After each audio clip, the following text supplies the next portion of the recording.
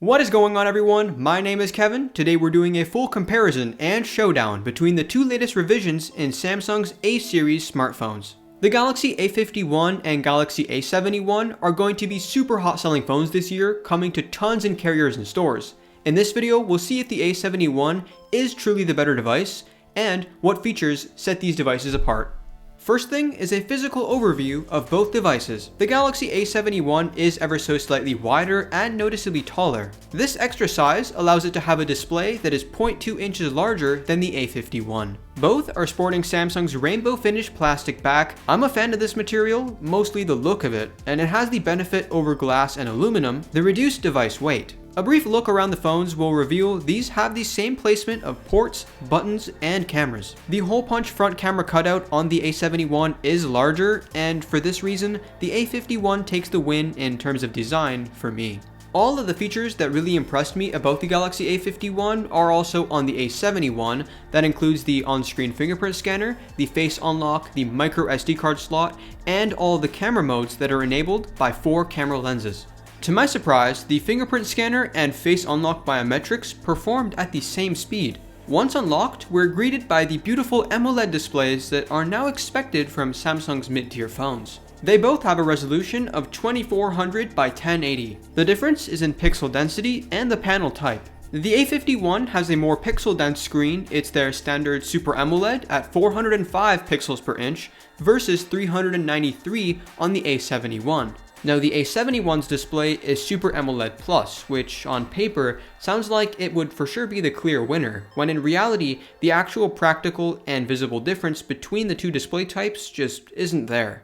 When it comes to battery life, there is a clear winner here. The A71 houses an impressive 4,500 mAh battery, whereas its smaller counterpart has 4,000 mAh. Now for me, this translated to 45 minutes of extra screen on time on the A71 as compared to the A51, and if you really push those battery saving features, you can get up to an hour and 30 minutes of more use from the more expensive device. This being said, both will get you through a full day of heavy use as long as you're not keeping those connectivity options on all the time like mobile hotspot. Before we get into the cameras, daily performance, gaming, and the speed test, let's cover what comes inside of the box with either device. The packaging is very similar. Both come with earbuds, a USB-C cable, charging adapter, and a SIM card tool. The A71 has a 3 amp super fast charger, whereas the A51 comes with a 2 amp standard adaptive fast charger. In effect, this means that the higher tier phone, even with its larger battery, will charge up faster. The A71's earbuds are also a lot nicer than its counterparts, but it's important to keep in mind these phones will have different package contents from region to region. For instance, a lot of the people who I saw in the comments of my A71 review didn't even get a phone case with the product. If you purchased either of these devices, I am curious to know, did you get the same accessories that I did inside of the box? Anyways, let's move on to the speed tests. The first thing I want to show you is the boot up test winner. Before I do these tests, I do make sure to close all apps or at least have the same ones open across both phones to ensure the most accurate comparison. The boot up win goes to the A71. I had ran a few other speed tests. See the difference between these chipsets for yourself.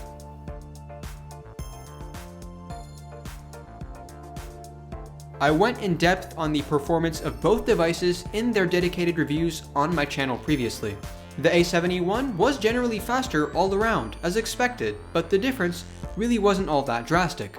Naturally, I wasn't satisfied with the result since the price I paid for the A71 was much higher than the A51.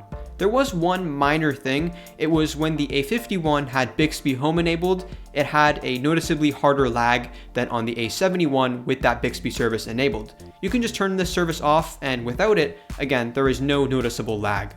I loaded up my favorite games, which happened to be graphically demanding, put them on the max settings, and although the A51 is entirely playable, it did fall behind the higher tier phone. The A71 never heated up in games even when the graphics chip was being pushed, whereas the A51 will heat up in these longer gaming sessions. If you're a hardcore mobile gamer, the decision is clear. The A71 will be worth shelling out the extra money for. This being said, for the vast majority of us who don't need that extra edge in gaming performance, the differences overall between these two devices has been very minor so far, leaving you to ask, does the camera performance of the A71 over the A51 actually justify this price difference. What better way to show you than a side-by-side comparison? I went out to Brawny Harbor in Oakville and snapped these photos for you to judge. Personally, I had a clear favorite between the two phones. The A71 produces superior images, in my opinion, from the main camera.